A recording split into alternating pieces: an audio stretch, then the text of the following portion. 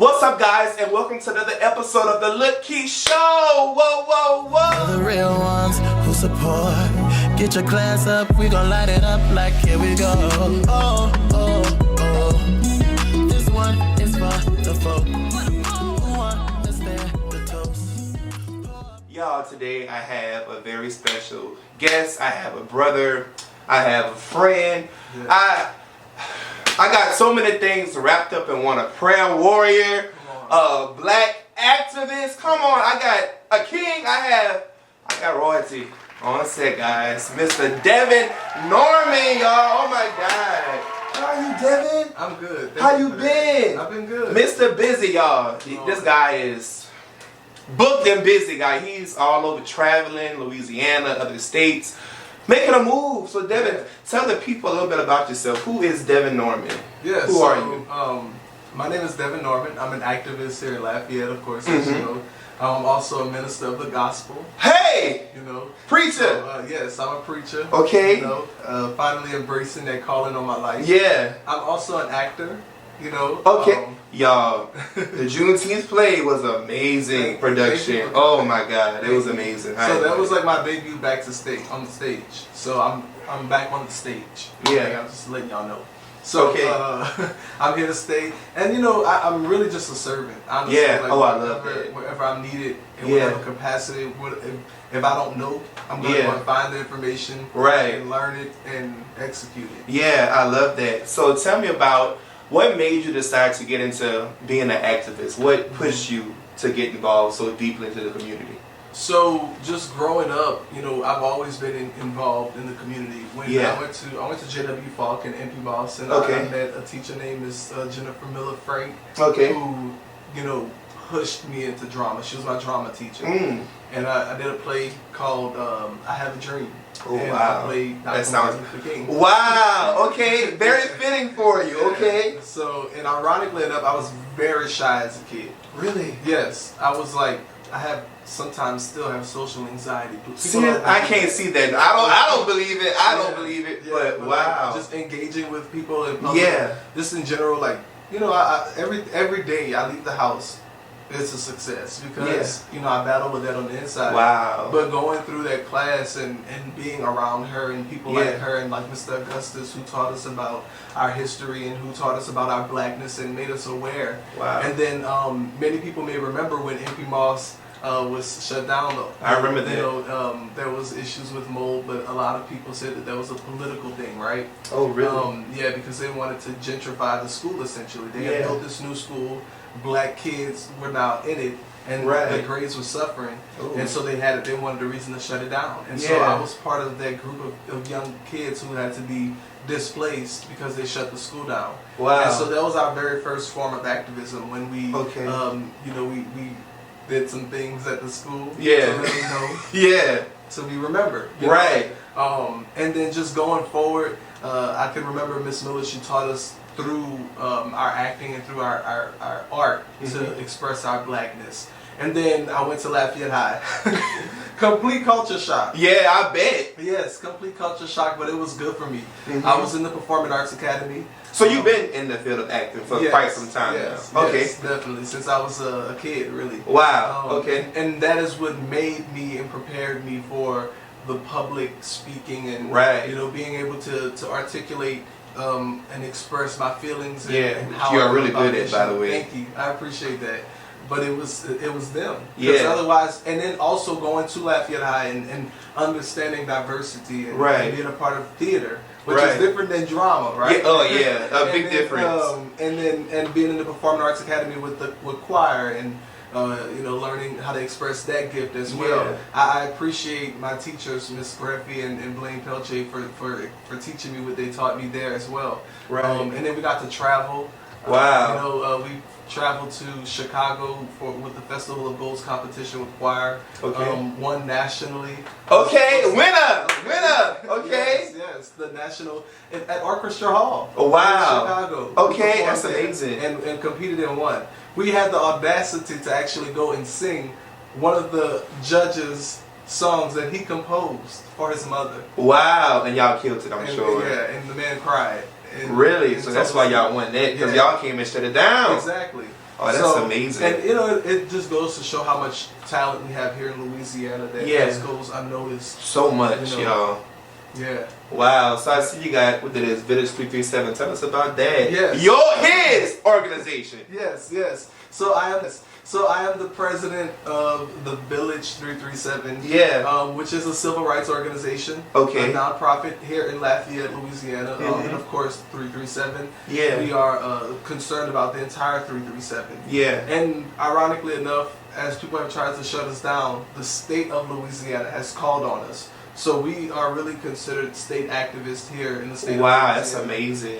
Yes, we started because Trayford Pellerin was murdered here in the city of Lafayette by the Lafayette Police Department. Yeah. And I knew Trayford personally. Wow. And you know, that just ignited me in a different way. And we just knew that the movement that was brewing up now, especially what happened with George Floyd and was it Breonna Taylor? Yeah. Yeah, and so many others. The list goes on. That we needed something different. Yeah. And then so we started the Village 337, which would later essentially be the fuel, or I should say the startup of the new civil rights movement. Yeah. Here in Lafayette. Wow, that's amazing. So pretty much the whole Trayford Pellerin situation is what birthed the Village 337. Yeah, literally. So how is it being able to maintain such a huge organization, but yet also have time to be a servant and also have time to go out and help out this community? Because you're heavily involved in the community. Yes. I see you on the news a lot. So you're involved. So tell me how you're able to balance everything together. Well, you know, sometimes I don't do it well. Yeah. If I'm being honest, it takes... I know it's a team behind you. It takes helping the village, you. right? Yeah. It takes the village. The village. Yeah. And that is literally the epitome of who we are. Right. Is that no one person can do this alone. Yeah. But of course, there's a lot of pressure on me. Yeah. You know, to lead the village. I think what I have to always remember is my faith in God has to be first. Yeah. That is the foundation. Right. And this is probably my first time saying this publicly, but the Village 337 has, through our official meetings and whatnot, established that we are a Christian-based and founded organization. Most of us are Christian. The movement itself is based in the Christian church. The Black Christian church initiated and birthed and held and nurtured the civil rights movement. Yeah. And so that first has to be number one. Mental health. Yeah. You know, making sure I talk to somebody. Yeah, that's important. To a few people. Yeah. You know, that is extremely important. Right. And making sure that you have the right team. Yeah, exactly. Yeah. So take us back to that moment you got the call about Trayford Pellerin. What went through your mind that night? Was it rage? Was it hurt? Was it... I want you to walk us through that day when you got that call. So ironically enough, my friend Trey Francis, who works in the news, at the time was working for a different news company, for a certain news company. He no longer works in the industry, but he was working for a certain news company as a photojournalist. He wasn't yet reporting, but he got a call saying that there had been an officer-involved shooting, and so he had to leave. We were together. Yeah. So he had to leave, and he went and checked on that. And then almost immediately after he left, I got a phone call from one of my white friends. Yeah. And she was just so distraught, and I was like, "What's going on? What's wrong?" Right. And she was like, "I can't believe this would happen in Lafayette." And I was like, "What do you mean?" She was like, "The cops just shot somebody." Wow. And I was like, "Well, I'm sure now people will probably be shocked that I said this." But back then I did say, well, I'm sure that they had to have a justifiable reason for shooting somebody. Like, surely he was shooting at them. Or shooting people in the store or something, and they had to shoot him. She said, "No, I just watched the video. Oh, wow. They just shot him." And I went and I watched the video, and I heard people saying that it was Trayford, and I didn't know Trayford personally, like you and I knew each other. Yeah. But I knew of him, and I would be around him. Right. Because, like I said, his family and my family are very close. Yeah. But just to know somebody whose presence I was just in probably a couple of weeks prior to that had been taken. Right, let's do it. So y'all, this game, as you know, it's called Lies You Tell. Ooh, I can't tell no lies now. So there's a lake of fire for all night. Hey, and I'm not trying to be in there. You ain't trying to go. No, no. So are you familiar with the game? Yes. Okay. I watch your show, so you know. He watched the show. Who else watching the show? They better be watching the show. They better be watching the show. Thank, because it's good content. Yes, it is. Thank you. Thank you. It is. Yes, sir. Well, let's go ahead and get into it, y'all. Oh, Lord. All right, Devin. So I'll let you pick first, and it's the big ones, not the little ones. Okay. All right. The big one. Yeah, the big ones. All right. States that legalized marijuana. Oh, now y'all, hey, I didn't write this in there. Wow. So they got some weird things in here, y'all. Okay. Some weird things in here. Because listen now, you can't do it unless it's legal. Yeah. Hey. So how many states can you name? I can name one for sure. I can name 3. I can name 4. How many can you name? Lies you tell. Oh, dang it. Dang it. All right, so 1. California. I have state of Portland. I have, how many did I say, 4? 2. No, yeah, total 4. Uh-huh. Dang it. I know it's Colorado. Colorado. Wait, we ain't even start a timer, so this one don't even count.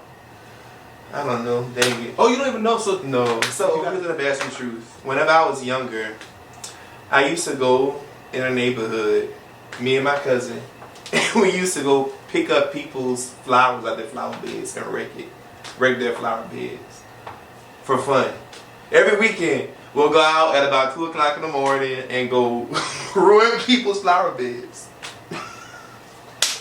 That's what we done. We were like what, 10 years old? Well, no, probably a little older. Probably a little older than that. But we was something. For all my second graders, let me find out y'all reconcile out the flower beds. You understand me? And it was a nice neighborhood, Devin. We was. That is embarrassing. Yeah, it's embarrassing now. Shame on you. Yeah, And your cousin. Yeah. Hey, Brooklyn. All right, so it's my turn. But thank God you delivered from wrecking flower beds. Yeah, I am. Thank God. Thank God for the. Yeah, but I did some things, Devin, that I'm not proud of. Go ahead. You know what? We all have done some things we're not proud of. Yeah. But we thank God for His grace and His. Hey, how about show? Come on. About to lead us into worship, huh? Brought me. Come on. What else? Come on. I'm living this moment. Come on. In the moment. Because of you. Because of Him, baby. I like to thank you. Come on. And hey. praise you too. Oh. Your grace and mercy. Okay, no. Okay. Brought me through. That's just it. All right, he felt that quicker than y'all. He felt that quicker than his belly. This literally be our life though. Like when we outside of this professional setting, we just be singing all the time. Praise and worship, baby. Chicken greets. Hey, how many you can name? What? That's a good one. That's up my alley. I can name 5. This is a really specific option. I just want y'all to know. I can name 5. How many can you name? She got the timer going. Huh? Oh, for me to name my 5? Well, you never told me how many you can name. No? No. So you tapped out? Yes. Go ahead, bear some truth. Let's go. Let's hit it. By time it's his turn. An embarrassing truth. Oh, God. I used to grunt at people when I was a kid. Huh? You used to grunt? What you mean grunt? Like, really? Just for no reason? Yeah, my mama said, no, she said it was mostly like... None of y'all business what he told me. I think I see on here. Okay, you might can get this one. Okay. Okay, ways to cook a chicken. I can name 1. I can name 5. Ooh. All right. You know what? I can name 7 because I'm a cooker, but I can name 8. I can name 10. Loud as you tell. Okay. 30 seconds on the clock. You can fry it, you can broil it, you can ball it, you can bake it, you can what? You can fry it, you can ball it, you can broil it, Don't look that way. Don't look that way. She trying to cheat for her friend. She trying to cheat for her friend. I I can't think. I should have told you I should tell. Yeah, you should have. You should have. You should have.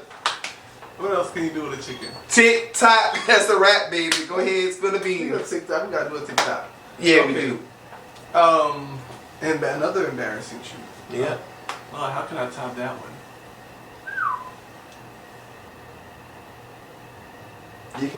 I dig in my ear a lot. And it's. So when you say dig, like you, I'll be like.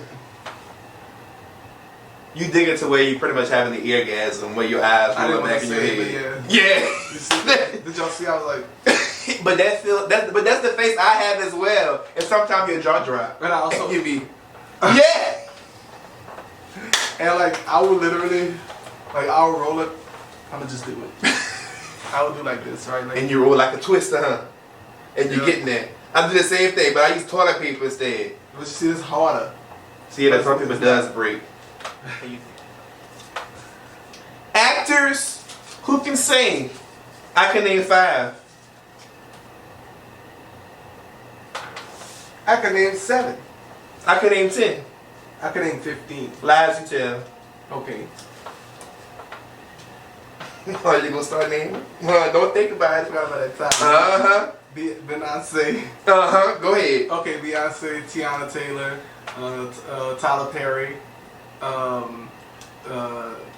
can't even think of 15 actors. I'll just go ahead and tell my embarrassing truth. Go ahead. It feels like all of them can sing anyway. But, what's another embarrassing truth? I dressed up as a woman for Halloween. Oh, how was that? Elaborate. Tell me about it. It was. I can picture you as a church lady. Were you a church lady? I was a hoe. He was, AKA for the church people, he was a harlot. Yeah. He was a little Jezebel. Right. He was a little Jezzy. I was a prostitute.